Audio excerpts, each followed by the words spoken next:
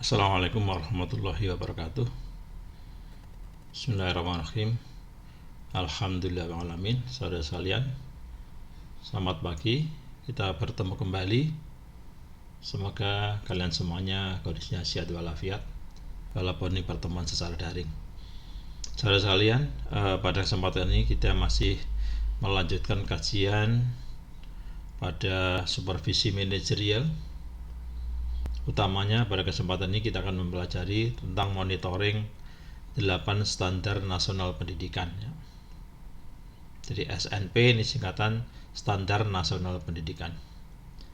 Namanya standar, ini adalah pelaksanaan minimal, pelaksanaan yang paling sedikit ya, paling sedikit. Kalau nilai ya KKM lah, kira-kira begitu. Terkait dengan pelaksanaan 8 standar nasional pendidikan ini, banyak sekali regulasi atau aturan-aturan sudah diterbitkan oleh pemerintah mengatur 8 standar ini. Maka Anda sebagai guru, sebagai calon guru harus membacanya. Walaupun memang dari waktu ke waktu bisa jadi mengalami perubahan minimal yang sudah ada kita pernah membaca. Di antaranya 8 standar ini memuat tentang standar kompetensi lulusan. Kompetensi lulusan minimal seperti apa yang dituntut oleh pemerintah itu ada. Ini diatur oleh Peraturan Menteri Pendidikan dan Kebudayaan Nomor 20 tahunnya 2016. Lalu untuk standar isi ini diatur oleh Permendikbud Nomor 21 tahun 2016. Untuk standar proses diatur oleh Permendikbud Nomor 22 tahun 2016. Untuk standar penilaian ini diatur oleh Permendikbud Nomor 23 tahun 2016. Sedangkan tentang KI dan KD, kompetensi inti dan kompetensi dasar, ini diatur di Permendikbud Nomor 24 tahun 2016. Jadi nomor 20, 21, 22, 23, 24 ini penting sekali bagi guru. Harus dibaca ya. Nanti rinci kita pelajari di bawah. Terus standar berikutnya standar sarana prasarana. Ini diatur oleh Peraturan Menteri Pendidikan Nasional. Kalau di atas tadi Permendikbud, dulu tahun 2007 namanya Permendiknas, Peraturan Menteri Pendidikan Nasional nomornya 24 tahunnya 2007. Itu mengatur tentang standar sarana prasarana untuk sekolah dasar, madrasah ibtidaiyah, sekolah menengah pertama, madrasah sanawiyah, sekolah menengah atas, dan SMA. SMK dan SMP tidak masuk. Ada permen khusus.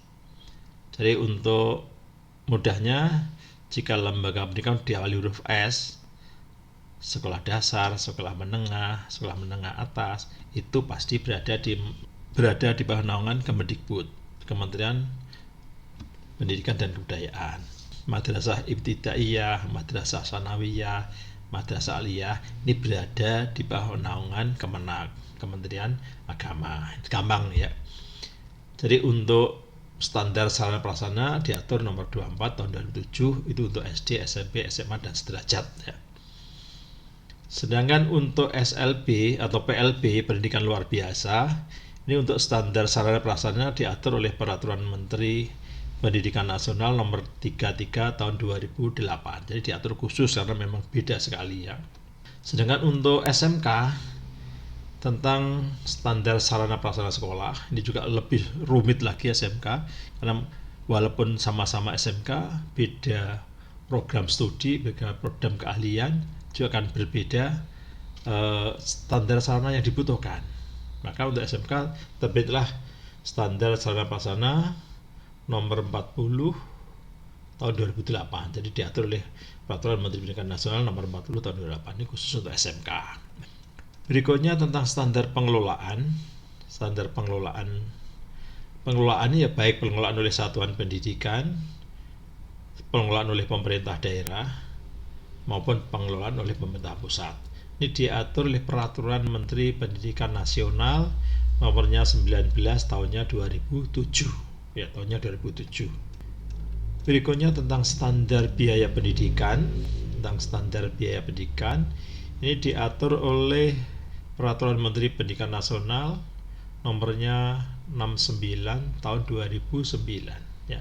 Nomornya 69 tahun 2009. Banyak terbit adalah regulasi yang mengatur tentang standar pendidik dan tenaga kependidikan. Standar pendidik berarti guru, tenaga pendidikan berarti non-guru yang ada di sekolah. Nah, untuk standar pendidik dan tenaga pendidikan ini, saudara harus baca pertama PP Peraturan Pemerintah Nomor 74 Tahun 2008 tentang guru, ya, guru. Kedua, saudara juga harus baca Permendikbud Peraturan Menteri Pendidikan dan Kebudayaan Nomor 15 Tahun 2018. Di sini mengatur tentang pemenuhan beban kerja guru, pemenuhan beban kerja kepala sekolah, pemenuhan beban kerja pengawas sekolah, diatur di situ. Lalu juga terbit yang lama tahun 2007 di Permendiknas ya. Jadi kalau tahun 2007 istilahnya Permendiknas, ini nomor 12 tahun 2007 ini mengatur tentang pengawas sekolah. Lalu terbit lagi nomor 13 tahun 2007 mengatur tentang kepala sekolah. Terus ada nomor 16 tahun 2007 ini mengatur tentang standar kualifikasi akademik dan kompetensi guru. Jadi guru itu harus seperti apa, lulusan dari mana, diatur di situ. Berikutnya nomor 24 tahun 2008 ini mengatur tentang tenaga administrasi sekolah. Dulu orang menyebut tata usaha TU, sekarang namanya TAS ya, tenaga administrasi sekolah. Berikutnya nomor 25 tahun 2008 ini mengatur tentang tenaga perpustakaan. Orang menyebut pustakawan gitu ya. Berikutnya lagi ada nomor 26 tahun 2008 ini mengatur tentang tenaga laboratorium. Orang menyebut laboran. Berikutnya lagi ada nomor 27 tahun 2008 ini mengatur tentang kualifikasi akademik dan kompetensi guru BK. Ya, guru BK. Terus ada nomor 40, 41, 42, 43, 44, 45 ini mengatur tentang pendidikan paket ya, di masyarakat ya. Khusus ya. Khusus pelatihan paket gitu ya. Jadi untuk 40 tahun 2009 ini mengatur tentang standar penguji pada kursus dan pelatihan. Yang 41-nya standar pembimbing pada kursus dan pelatihan. Yang 42 standar pengelolaan kursus dan pelatihan. Yang 43 standar tenaga administrasi paket A, B, dan C. Paket A itu setara SD, paket B setara SMP, paket C setara SMA. Lalu yang nomor 44 2009 ini standar pengelolaan pendidikan paket ABC. Lalu yang nomor 45 tahun 2009 tentang standar teknisi sumber belajar pada kursus dan pelatihan. Jadi untuk yang istilahnya PKBM ya, pendidikan di masa kegiatan masyarakat itu PKBM istilahnya ya, itu diatur nomor 40 sampai 45 tahunnya 2009. Yang namanya standar nasional pendidikan, sekali lagi ini standar minimal.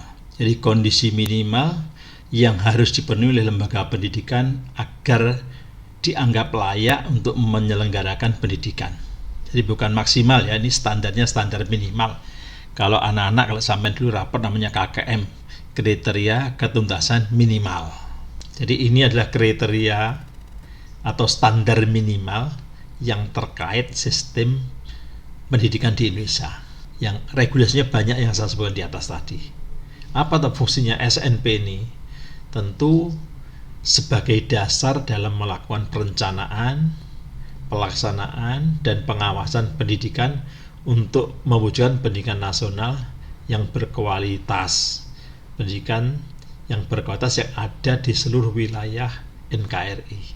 Jadi standar nasional ini diterapkan di seluruh wilayah NKRI, bukan hanya di Jawa saja, tapi di seluruhnya tanpa kecuali. Nah, tentu tujuan utamanya ini menjamin mutu pendidikan nasional dalam rangka mencerdaskan kehidupan bangsa, membentuk karakter dan peradaban bangsa yang bermartabat, sehingga di setiap wilayah standarnya sama. Itulah yang dituntut. Namun ingat sekali lagi, itu standar minimal. Tentu lembaga pendidikan boleh menambahkan yang lebih dari itu. Kajian ini karena supervisi manajerial, nanti kita tidak akan banyak membahas atau tidak akan membahas hal-hal yang terkait pembelajaran. Namun ini lebih pada pengelolaan lembaga pendidikan, lebih pada administrasi. Titik berat pada supervisi manajerial ini yaitu aspek-aspek pengelolaan, aspek-aspek administrasi sekolah. Memang ujung-ujungnya semuanya adalah mendukung, mensupport terlaksananya pembelajaran yang berkualitas.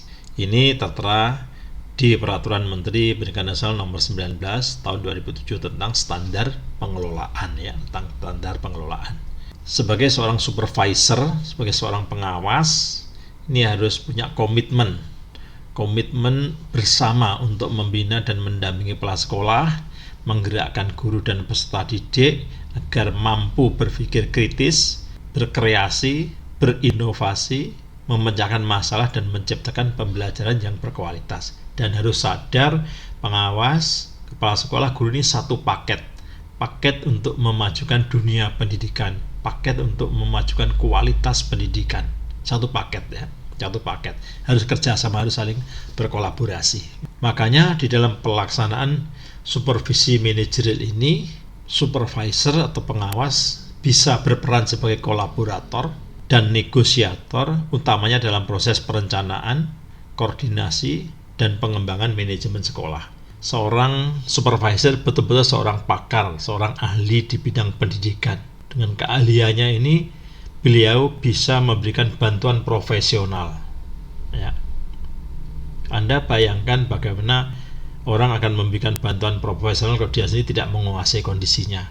Makanya idealnya memang seorang supervisor, seorang pengawas sekolah ini berangkat dari guru, artinya pernah menjadi guru, pernah menjadi kepala sekolah, baru menjadi pengawas, baru menjadi supervisor. Ini ideal.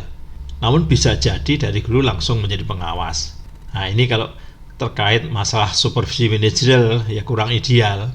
Jadi idealnya memang berangkat pernah menjadi guru, pernah menjadi kepala sekolah, baru menjadi pengawas. Ini ideal.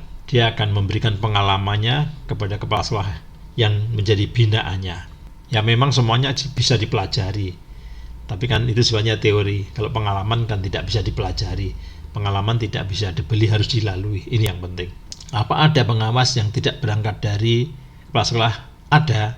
Aturan memang membolehkan seperti itu ya.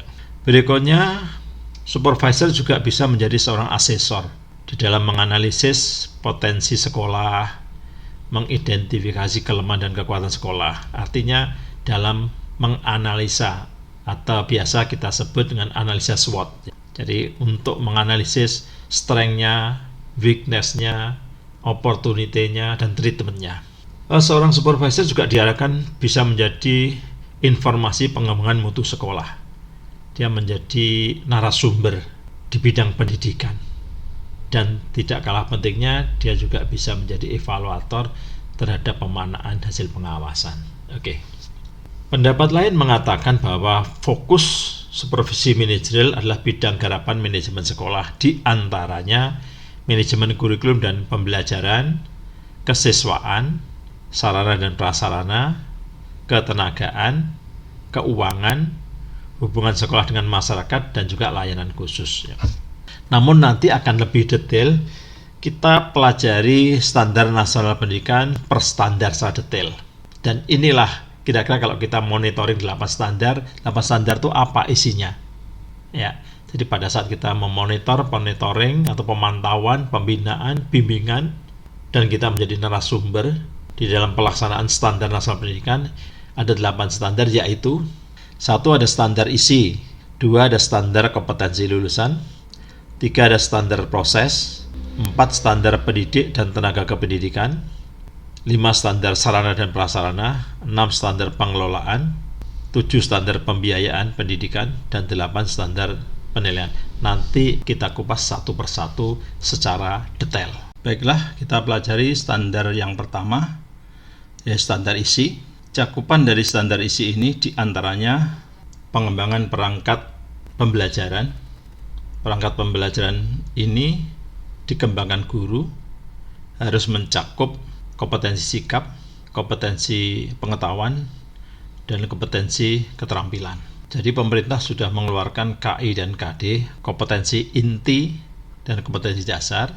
Kompetensi inti ini ada 4, ada kita singkat KI 1 tentang sikap religius atau sikap spiritual, KI 2 tentang sikap sosial, KI 3 tentang sains, tentang pengetahuan, dan KI 4 tentang keterampilan. Tentu KI 1 dan 2, sikap spiritual dan sikap sosial, ini hidden kurikulum, tidak diajarkan secara langsung, tapi sebagai dampak pengiring dari KI 3 dan KI 4. dari kompetensi sains dan kompetensi skill, kecuali untuk pembelajaran mata pelajaran pendidikan agama dan atau pelajaran PKN memang diajarkan. Berikutnya tentang pengembangan perangkat pembelajaran sesuai tingkat kompetensi dan ruang lingkupnya. Tentu pembelajaran yang dibuat guru, RPP yang disusun guru harus sesuai dengan tingkatan di mana dia mengajar, demikian juga ruang lingkupnya. Maka di KD yang sudah dikeluarkan pemerintah ini sudah dipilah-pilah. Ini KD untuk disampaikan kelas 10 semester 1 atau kelas 10 semester 2 atau kelas 11 atau kelas 12 sudah ada. Ini guru yang harus menganalisis KD yang ada, dikembangkan. Salah satu perangkat pembelajaran itu adalah RPP. Masih ada perangkat yang lain yang banyak ya, tidak hanya RPP sebenarnya. Berikutnya tentang penyusunan KTSP. KTSP singkatan kurikulum tingkat satuan pendidikan. Inilah salah satu bentuk dari otonomi sekolah.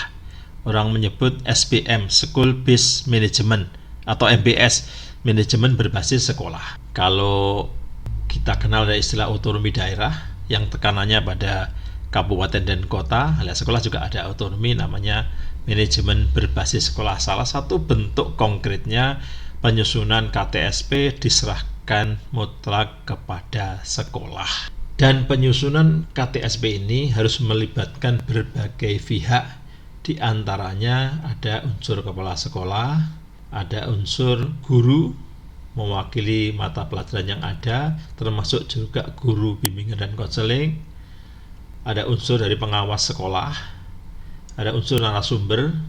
Pengawas sekolah sekaligus boleh menjadi narasumber atau kita mengundang narasumber yang lain, misalkan dari dinas pendidikan atau pakar-pakar dari perguruan tinggi. Berikutnya melibatkan komite sekolah, dan tidak kalah pentingnya untuk sekolah swasta harus melibatkan penyelenggara lembaga pendidikan, dalam ini namanya yayasan. Untuk negeri tidak ada ya, tidak ada yayasan. Itu.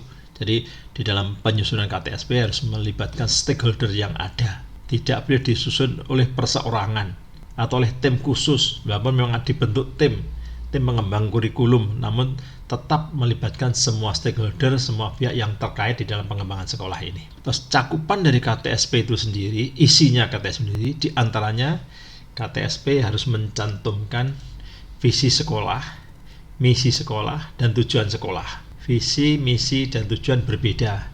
Visi ini sebagai impian, sebagai harapan jangka panjang yang ingin diwujudkan oleh sekolah. Dengan misi, langkah-langkah konkret kerja nyata dalam rangka mewujudkan visi. Berikutnya juga harus mencakup pengorganisasian muatan kurikulum atau muatan kurikuler. Jadi di sana sudah ada struktur mata pelajaran. Kalau kelas 10 semester 1 diajar apa, masing-masing pelajaran berapa jam, sudah ada di sana. Kelas 10 semester 2 diajar apa, demikian juga kelas 11 dan 12 sudah ditampilkan di dalam KTSP tersebut, harus memuat itu. Yang ketiga harus memuat beban belajar siswa. Beban belajar siswa menurut aturan minimal dalam 1 tahun ada 34 sampai 38 pertemuan atau minggu lah ya gitu ya. Biasanya di semester ganjil ini pertemuannya lebih banyak, katakanlah 18, semester genepnya 16. Jadi minimal 34. Kalau lebih sampai 38. Lebih itu nggak mungkin, kurang itu salah. Biasanya di semester 2 pada saat dulu ada ujian nasional, kalau ujiannya dilaksanakan pada bulan Maret, tentu semester 2 hanya 10 kali pertemuan nggak ada. Nah ini, makanya harus pandai-pandai guru menata, menghitung kapan hari libur sekolah, harus dihitung rinci sehingga di dalam memplan pembelajaran itu tepat. Berikutnya juga mencantumkan beban kerja guru. Beban kerja guru. Menurut aturan minimal guru mengajar 24 jam minimal. Boleh lebih. Tergantung kondisi di sekolah yang bersangkutan. Bisa jadi kalau gurunya terlalu banyak, kelasnya sedikit, nggak ada 24. Sebaliknya, gurunya jumlahnya terbatas, muridnya sangat banyak, kelasnya sangat banyak, sehingga bisa lebih 24. Namun aturannya minimal 24 mengajarnya. Kalau beban kerjanya 37,5 jam, dalam arti per jamnya 60 menit karena ASN. Tapi untuk mengajarnya cukup 24 jam, dalam arti kalau SMA 24 jam kali 45 menit sama dengan 18 jam kalau jamnya dihitung 60 menit. Kalau SMP biasanya 40 menit, kalau SD 35. Jadi tolong dibedakan jam pelajaran dan jam kerja ASN. Jadi untuk jam pelajarannya, jumlah jam mengajarnya dituntut minimal 24 jam. Minimal berarti boleh lebih. Tetapi jam kerjanya menurut ASN dituntut 37,5 jam dalam arti 60 menit. Berarti kalau toh sudah selesai mengajar tidak boleh langsung pulang. Karena untuk mencukupi tuntutan ASN tadi yang 37,5, itu yang perlu dicatat. Jangan ngomong enak men guru ngajar mulih, bukan ya. Tidak, dia di sekolah menyelesaikan administrasi, mungkin mengoreksi pekerjaan siswa, mungkin membimbing siswa dan macam-macam lah, banyak kegiatan. Berikutnya di KTSP juga harus memuat tentang kalender pendidikan. Kalender pendidikan bukan kalender yang dipasang di tembok-tembok itu ya, bukan. Kalender pendidikan ini memuat kegiatan-kegiatan sekolah. Kapan pembelajaran dimulai, kapan penilaian harian diambil, kapan penilaian tengah semester dilakukan, kapan penilaian akhir semester dilakukan, kapan penilaian akhir tahun dilakukan, kapan ujian sekolah dilakukan, kapan sekolah mengadakan peringatan Hari Besar Nasional, kapan sekolah mengadakan peringatan Hari Besar Agama, kapan sekolah mengadakan pendalaman, kapan sekolah mengadakan ulang tahun sekolah. Ini dimasukkan di situ semua. Ini namanya kalender pendidikan dan wajib punya itu. Berikutnya juga memuat tentang penyusunan silabus ya, tentang penyusunan silabus. Silabus disusun per mata pelajaran per tingkat ya, per mata pelajaran per tingkat. Berikutnya juga menyangkut dengan penyusunan RPP. Jadi KTSP itu biasanya dibagi menjadi 3 buku. Buku 1 tentang buku inti, buku KTSP-nya itu sendiri. Buku 2 biasanya melakukan kumpulan dari semua silabus yang ada, mulai tingkat 1 sampai tingkat 3, mulai kelas 10, kelas 11, 12. Demikian juga buku 3 ini melakukan kumpulan dari RPP, semua tingkat dan semua mata pelajaran. Sedangkan prosedur penyusunan KTSP ini biasanya melalui 4 prosedur. Pertama ada analisis, kita buat analisa SWOT tadi, proses penyusunan yang melibatkan banyak pihak tadi, terus penetapan, finalisasi, terus pengesahan, disahkan oleh kepala sekolah, disahkan oleh komite sekolah, dimintakan legalisasi kalau SMA di provinsi, kalau SMP dan SD di tingkat kabupaten. Dan terakhir tentang pelaksanaan KTSP. Di dalam pelaksanaan KTSP ada beberapa hal, beberapa ketentuan yang harus diperhatikan. Yang pertama, pelaksanaan kurikulum tingkat satuan pendidikan harus mengikuti struktur kurikulum yang ada. Jadi itulah yang akan diberikan kepada siswa, sudah dicantumkan di situ dan itu diikuti. Pelajarannya apa ada di sana, itu diikuti. Kelas 10 mendapat pelajaran apa, berapa jam ada di sana. Kedua, penugasan terstruktur dan penugasan mandiri juga harus dilaksanakan.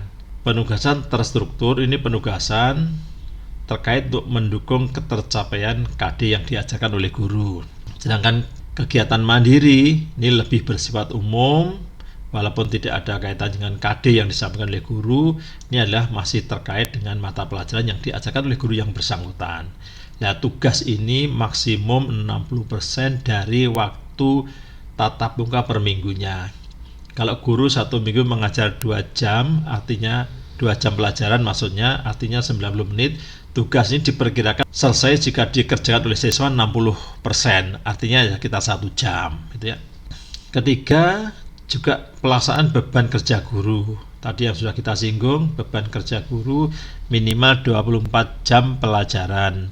Artinya satu pelajaran 45 menit ya. Tetapi ingat, ASN dituntut berada di kantor, berada di sekolah 37,5 jam. Artinya selesai mengajar tetap di kantor mengerjakan administrasi yang lain. Apa membuat kisi-kisi soal, apa ngoreksi, atau membimbing siswa, bukan langsung pulang. Kedua, juga pelaksanaan beban belajar siswa. Seperti tadi kita sampaikan, minim per jam 45 menit. Pertemuan dalam satu semester kira-kira ada 18 kali pertemuan. Pertemuan dalam 1 tahun minimal 34 kali pertemuan, maksimum 38. Berikutnya Juga pelaksanaan mata pelajaran seni budaya, ada mata pelajaran seni budaya atau pelajaran prakarya, kewirausahaan diselenggarakan minimal mencakup 2 aspek. Artinya aspek keterampilan dan juga aspek pengetahuan. Tidak kalah pentingnya di dalam aspek pelaksanaan KTSP ini adalah pelaksanaan pengembangan diri siswa dan cara penilaiannya. Pengembangan diri ini ada 2 macam, ada pengembangan diri melalui bimbingan dan konseling, BK, ada pengembangan diri yang dilakukan melalui kegiatan ekstrakurikuler yang diselenggarakan oleh sekolah. Jadi sekolah wajib menyelenggarakan ekstrakurikuler. Syukur bisa menyelenggarakan sebanyak-banyaknya sehingga bisa menampung minat bakat siswa yang beragam. Namun tentu siswa tidak boleh ikut semuanya. Ya dibatasi. Minimal ikut 2 lah wajibnya, 1 pramuka, 1 wajib pilihan yang lain, apa pilih bidang olahraga, apa bidang seni, atau milih di bidang ilmu pengetahuan, misalkan ada karya ilmiah KIR, terserah lah. Yang jelas tidak boleh siswa memilih sebanyak-banyaknya karena akan mengganggu kurikulernya, karena ini ekstrakurikuler. Tapi juga tidak boleh tidak ikut sama sekali. Jadi itu ketentuannya. Yang kedua kita pelajari tentang standar proses ya. Standar proses ini namanya aja standar proses, tentu ini terkait dengan pembelajaran di kelas. Cakupan dari standar proses pertama adalah pengembangan silabus, kedua pengembangan RPP dan dari silabus, ketiga alokasi waktu dan beban belajar, 4 jumlah siswa per rombongan belajar, 5 buku teks, berikutnya manajemen kelas, lalu pelaksanaan pembelajaran, ada pembukaan, ada inti, ada penutup, ada penilaian, ada supervisi oleh kepala sekolah. Kita awali dari nomor 1. Di dalam pengembangan silabus, di dalam menyusun silabus, ada 9 unsur, 9 elemen yang harus tercover. Di antaranya, komponen dari elemen atau komponen dari silabus tersebut, satu harus memuat identitas mata pelajaran. Jadi ini silabus untuk mata pelajaran apa? Kimia, apa fisika, apa ekonomi, apa sosiologi. Yang kedua mencakup identitas sekolah atau identitas madrasah. Jadi silabus harus diberi nama sekolah yang bersangkutan. Namun kadang di dalam praktek kita sering melihat ada silabus sekolah lain yang dipakai oleh sekolah tertentu. Ya tentu tidak tepat karena kita KTSP, kurikulum tingkat satuan pendidikan. Bisa jadi silabus sekolah lain akan berbeda dengan silabus sekolah kita. Ketiga harus memuat dengan kompetensi inti. KI tadi, yang tadi saya sampaikan ada KI 1, KI 2, KI 3, dan KI 4. KI 1 kompetensi sikap spiritual, KI 2 kompetensi sikap sosial, KI 3 tentang ilmu pengetahuan atau sains, KI 4 tentang skill. Yang 1, 2 tadi kita sampaikan tidak diajarkan langsung, namanya hidden kurikulum yang tersembunyi, kecuali untuk pendidikan agama dan PKN memang diajarkan. Berikutnya memuat tentang kompetensi dasar. Jadi kompetensi dasar yang harus dikuasai siswa itu apa? Dicantumkan di situ. Nah, KD untuk pelajaran, untuk tiap pelajaran berbeda-beda jumlahnya. Ada yang banyak, ada yang sedikit, tergantung. Ya, KI dan KD kita tinggal mengutip saja dari permen yang sudah diterbitkan pemerintah tadi ya. Berikutnya harus mencakup materi pokok. Jadi di silabus ada pokok-pokok materi yang dituliskan, tidak perlu lengkap, yang lengkap sudah ada di buku teks maupun di buku referensi guru ya. Berikutnya juga harus mencantumkan tentang kegiatan pembelajaran ya. Kegiatan pembelajaran ini ada 3, kegiatan pembukaan, kegiatan inti, dan kegiatan penutup, tentu dengan alokasi yang berbeda. Kalau pertemuannya 90 menit bisa jadi dibagi seperti ini, kegiatan pembukaannya 10 menit, kegiatan inti 70 menit, kegiatan penutup 10 menit. Nah, apa isinya pembukaan? Ya, 1 diantaranya persepsi. Guru menyampaikan salam, guru menyampaikan pokok bahasan yang akan dibahas, guru menyampaikan tujuan pembelajaran yang akan diselenggarakan itu. Bisa juga guru memberikan petunjuk pelaksanaan pembelajaran. Kegiatan inti ya kegiatan pembelajarannya itu sendiri, apakah ceramah, apakah tanya jawab, apakah diskusi kelompok dan seterusnya, apakah praktikum dan seterusnya.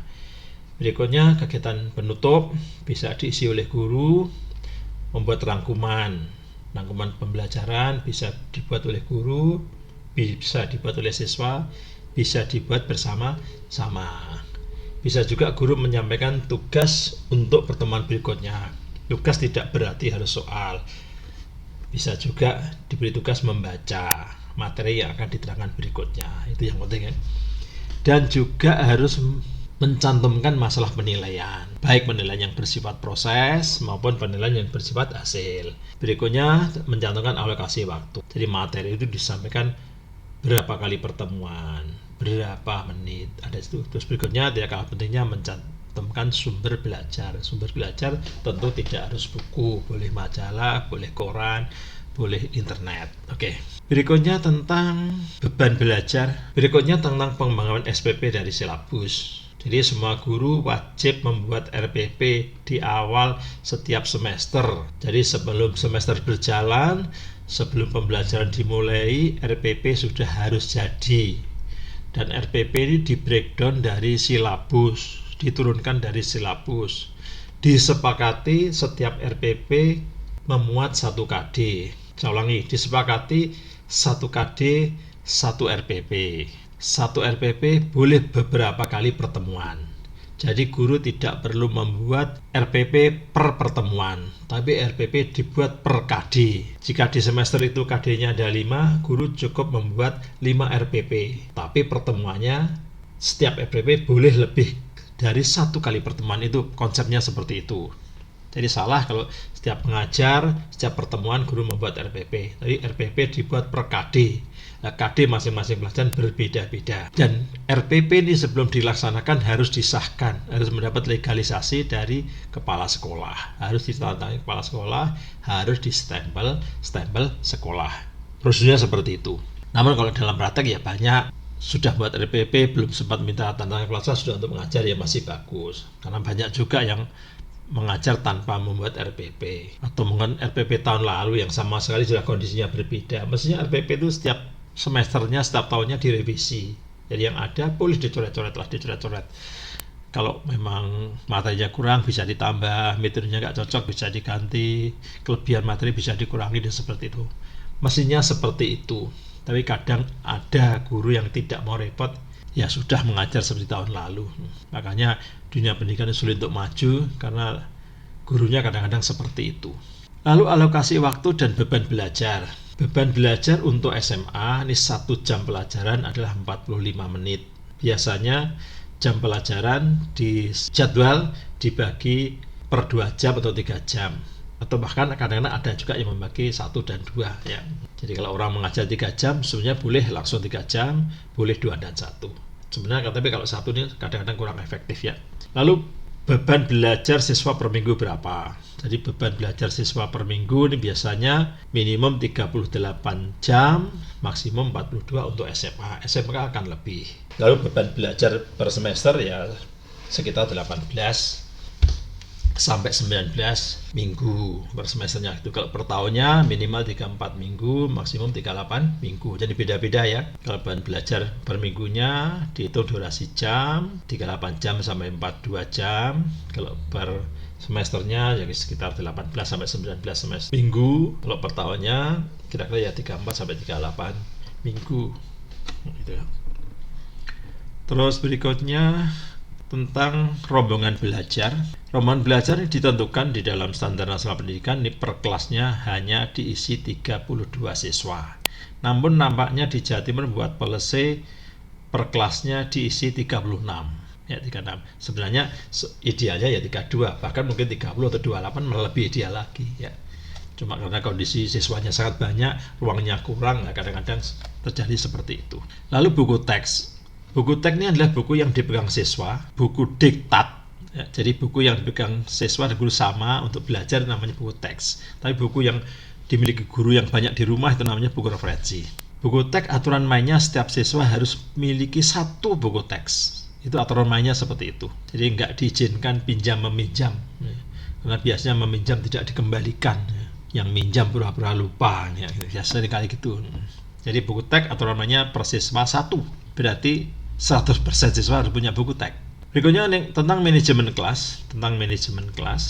Jadi di dalam pengelolaan kelas, guru yang baik harus menjadi teladan, baik sikap sosial maupun sikap spiritual. Guru harus mengatur tempat duduk siswa. Boleh tempat duduk diatur setengah lingkaran, boleh diatur lingkaran, tidak harus seperti kita naik kereta api, tidak harus seperti tempat duduknya kita pada waktu naik bis ya, bisa diatur seperti itu. Guru harus mengatur suaranya. Kalau suara gurunya keras, satu kelas bisa mendengar semuanya. Tapi kadang-kadang ada guru yang suaranya lembut lah.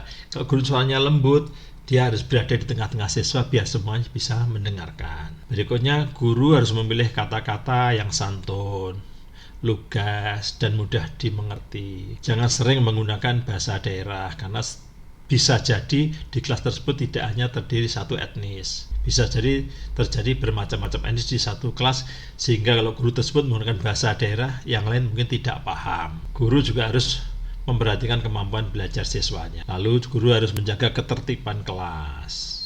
Jadi kalau ada siswa yang tidak perhatian pada pelajaran harus diingatkan. Guru memberikan penguatan, memberikan reinforcement. Kalau siswa menjawab benar, mungkin dikatakan baik, benar, terima kasih.